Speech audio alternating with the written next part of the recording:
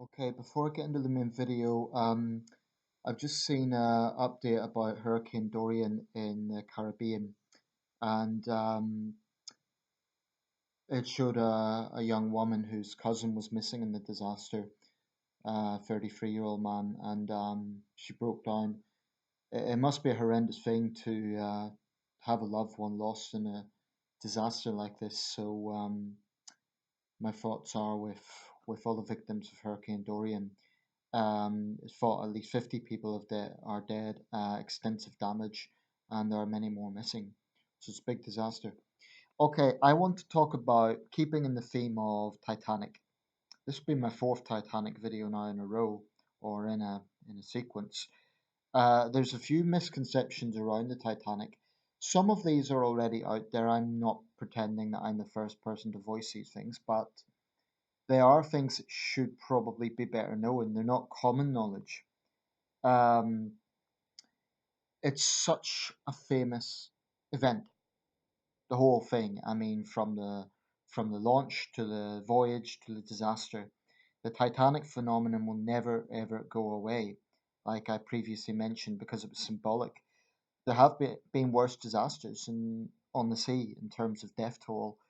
I was watching a German language film about the Wilhelm Gustloff, far deadlier than the Titanic. But the interest in that ship will never go away. So I want to just address some things that people have heard about the Titanic that are not true or at least very dubious. So one of them was that the ship was known as the Unsinkable. Hence, when it sank, it was all the more dramatic. Whatever way you look at it, it was a dramatic event. It did sink on its maiden voyage, and it was a major world news story. It made press across the globe. But it was never actually known as unsinkable by senior people in White Star Line, whether it be Ismay or Captain Smith or any of his officers or Thomas Andrews or anyone in White Star Line. Peary, one of the founders, it was never actually known as unsinkable. That is something that the press kind of coined afterwards, a bit like Brexit was never really a formal term. It just means British exit from the European Union, but became popularized in the press and it's now used almost in official terms. Well, it is. So the unsinkable Titanic is something that only came afterwards. And just as a point of reference, the famous survivor Molly Brown was actually known as Maggie Brown in her lifetime. She became known as the unsinkable Molly Brown later on. Um, she famously tried to get the lifeboats to go back. And I think that's one thing that isn't exaggerated. I think she probably, from what I've read, was quite a colourful and eccentric character. And she actually saved quite a few people that night. I think you could call Molly Brown a heroine in the sense that she persevered for the lifeboats to go back when others didn't want them to. So she probably did save lives that night. But the Titanic was never known as unsinkable by White Star Line officials. That was something that came with the press, probably to sell newspapers. Um, Another misconception, and it is based on one passenger supposedly overhearing Ismay urge Captain Smith to go faster, but that is a sole piece of testimony and it's never been proven. Um, and that is that the Titanic was trying to break some sort of speed record. That Olympic class of liners, those 45,000-ton category liners, their thing was never about speed. In fact, Ismay wasn't trying to compete with Cunard. As I understand it, the Cunard liners, the Lusitania and the Mauritania, were somewhat faster than the White Star Line liners. So he knew he couldn't compete with them in that regard. So he focused instead on luxury. That was the biggest focus and the big draw with White Star Line. The issue was never about speed. And it's true the Titanic was going quite fast, but it would have made no sense to arrive in New York a day early. I mean, if the idea was to get in the papers, it wouldn't have made sense because it would have taken the papers by surprise. So, they wouldn't have had time to publish the reports, especially with the circulation the way it was at that time. So I think that's not really plausible. Um, the speed records, the Blue Ribbon Award went to smaller liners, some of them connected with White Star Line. I believe the Majestic had set a record in that regard. But the focus on the Titanic and the Olympic was never about speed. It was going fast, probably too fast, but it's very unlikely that there was actually a target to get in New York City a day early. I think that is entirely based on what one passenger believes she heard from Ismay, and who am I to second guess that? But that's the sole piece of evidence, and it just seems a bit of a stretch since Ismay himself was focusing on the luxury of the liner.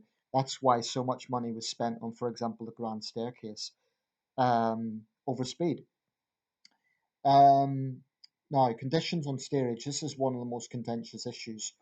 The issue of gating and the issue of segregation. There were definitely gates on board, segregating the different classes. And unquestionably, what cannot be denied is there was a robust class system in British society at that time. That is one of the negative aspects of the Titanic, that in a way it did represent the classism that was very much prevalent in wider Edwardian society. But that's sort of the point. It was a wider issue. It cannot just be kind of associated with the Titanic. Um, so looking at that, you need to look at it in the context of the time. Of course, by today's standards, it's reprehensible how steerage passengers were kept below deck while first class were loaded onto boats. Although there's still some debate as to the extent to which, for example, whether it was as dramatic as they were actually held back like sheep, it's hard to know. It's true that there was segregation, and part of this was that LSI and immigration laws actually mandated that shipping companies, including White Star Line, um, have immigrants, which were predominantly the steerage passengers, go into the New World to make processing easier at Ellis Island. They had to be segregated. It's no justification, but that's the way it was. Um, and I'm not sure if we're that different today if we look at the crisis in the Mediterranean. And I don't want to go off on a tangent here, but I'm not sure we're that different. Although certainly a lot's improved in commercial shipping. But whether those gateways were really blocked as dramatically as the films portray, I don't know. And I'm not sure we'll ever know for certain. Were they segregated? Yes. But the conditions on steerage, and this is the misconception, were actually not that bad, not that bad at all. Steerage conditions on the Titanic were basic. They were not luxurious, but by the standards of the time, they were considerably better than many other ocean liners. Consider the following: they had wash basins in their own cabins, and yes, there were shared cabins, but they had wash basins. They were provided by square meals in a way that, when you consider that many other shipping companies actually mandated that steerage passengers provide their own meals. The Titanic, the White Star Line class, actually provided meals included in the ticket. And in some cases, that even included railway tickets for connecting journeys that they would have made when they arrived at Coney Island. Um, there was entertainment in third class. It was decent meals, not luxurious, but decent, healthy, round meals. Um, and the tickets range, I believe, from £7 to £10 or £12, depending on the particular berth. And actually, they even had the foresight to, for example, put families together, working men together. So, for example, crying babies wouldn't disturb single men. I mean, that was quite forward for the time. That was quite forward thinking when you consider the sort of cramped conditions of other ocean liners at the turn of the century. So, when all is considered, by no means was steerage um, the sort of prison hulk that it's made out to be. It wasn't luxurious, it was basic, but it was tidy, it was relatively clean, and really, by the standards of the time, it wasn't that bad. Also, you have to consider that the people who went on steerage, that's a considerable sum to pay. So they wouldn't have been the absolute poorest in society. They wouldn't have been from the slums. I'm certainly not making out that they were wealthy, but they would have been working people. They would have saved their wages to emigrate to the New World. Now, don't get me wrong, I'm not for a second trying to make any comparison with first class, but why would it be the same as first class? It's a more expensive ticket. You know, even today, you have class tickets on public transport. If you pay first class on a train, you're going to get better, you know, you're going to get Wi Fi, you're going to get a nice table in a way that you wouldn't get with a standard ticket. So it was the same on the Titanic. So I think we're a little bit judgmental in that sense. My point is, nothing can excuse the fact that hundreds of steerage men, women, and children died. That was inex- inexcusable. It was inexcusable that anyone died on the Titanic, actually. But the actual conditions on steerage were really not that bad. One could argue there's conditions on public transport today that really aren't much better. So I think it's important to look at that in the context of the time. Now, my final point about Titanic misconceptions, and I have mentioned this before, but I think it's the more I learn about it, the more I think it's important to mention the vilification of Bruce Ismay. Something's often occurred to me. Had Captain Smith survived, he would have been vilified. Had Thomas Andrews survived, he would have been vilified. The more I think about it, the more I think Ismay was a scapegoat because he was the most senior White Star Line official to survive, despite the fact that witness testimony said that he personally helped women and children get onto lifeboats. He went around the ship urging people to get on, and he only got on collapsible sea at the very last minute, you know, as the ship was going down. I think it's I mean, of course, the Titanic's a much bigger tragedy than one man, but it really is an injustice that he has been as vilified as much as he has been so. And I know that his relative was speaking about this at the time of the centenary. I've actually just written a short story about it. And I really think that history has treated Bruce Ismay unfairly. I just refuse to believe he dressed in women's clothes and snuck onto a lifeboat early on. He got into a collapsible, possibly because he was ordered to do so, when he checked that no women and children were in the immediate vicinity. Yes, women and children died on the Titanic, but no one should have died. And I'm sure there were times that Bruce Ismay wished he had died, but the vilification that he received afterwards, stirred up by William Randolph Hearst, was disgraceful. I mean, Ismay could have sued him for defamation, but then, you know, it would have only made it look worse. He couldn't have won in that situation. And yet, he probably saved lives that night. I would even say that. Um, by urging people to get on the boats. For all we know, we may have even saved people. You know, I just think that the vilification he gets is totally unwarranted, and it's sad that all the films have felt the need to go along with Ismay the villain.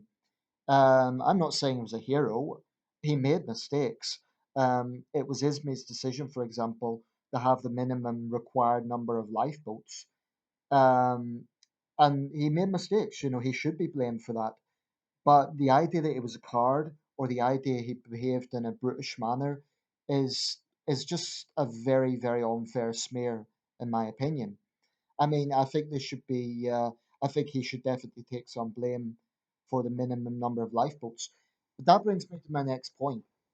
There is a lot made about the fact that lifeboats were launched half full, and I think Lighthauler is sometimes seen as one of the heroes, paradoxically, of the Titanic. Now, Lighthauler Second Officer Lighthauler launched lifeboats half full because he took the orders to mean women and children only, whereas William McMaster Murdoch took it to be women and children first, which was more likely the order given by Smith. So by launching lifeboats half full, a lot of men died because of Lighthauler, quite frankly. Yet he never really got blamed for that, so that doesn't seem fair. Um, But what difference would the lifeboats have made? If they were all full, people would still have died on the Titanic. Um, there were later disasters where there were the right number of lifeboats and people still died, although that was more to do with stormy conditions or much faster sinkings like the Lusitania. And the Eastland disaster in the Chicago River or in the Great Lakes in 1915. I'm not sure what the lifeboat situation was there, but a lot of people died very fast. And that was within the banks of Chicago. So, to what extent would it have made a difference? We'll never really know. Probably it would have saved a lot more people. Probably, I would imagine it wouldn't have been 1,500 people dead. It would have been maybe in the hundreds, but people would still have died. Um, was there a shortage of lifeboats? Almost certainly there was. And like I say, Esme should take some blame for that. But maybe so should Andrews, and I'm a big fan of Andrews, but maybe he should have fought that harder. Um, I think it was collective responsibility of White Star Line, and like I say, I think Esme kind of got scapegoated. Um, but it has to be said that both the British and American inquiries cleared him.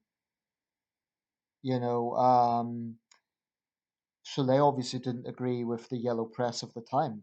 Um, but the idea that the Titanic had a shortage of lifeboats, it depends what way you look at that. In a sense, yes, because there obviously weren't enough lifeboats for everyone on board, and the Titanic wasn't even fully booked.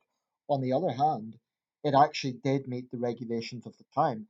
And whilst it's a disgrace that people died because wasn't lifeboats left, probably every commercial ship at the time was in the same situation.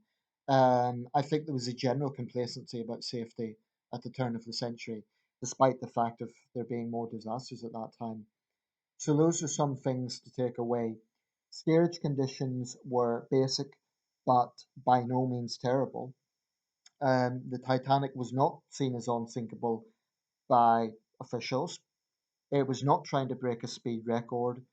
Bruce Ismay doesn't deserve the vilification he gets, and the Titanic White Star Line actually did meet the regulations for the number of lifeboats. So hopefully that will inform people a little bit more. Feel free to do your own homework, your own research. But you know, it's like any famous event, there are misconceptions. Um, um, you know, few events have as many misconceptions as the Titanic. And that isn't even getting into the conspiracy theories, which are fascinating but mostly nonsense, like a ship rammed the Titanic or a cursed Egyptian mummy caused it to sink. But yeah, those are things worth considering.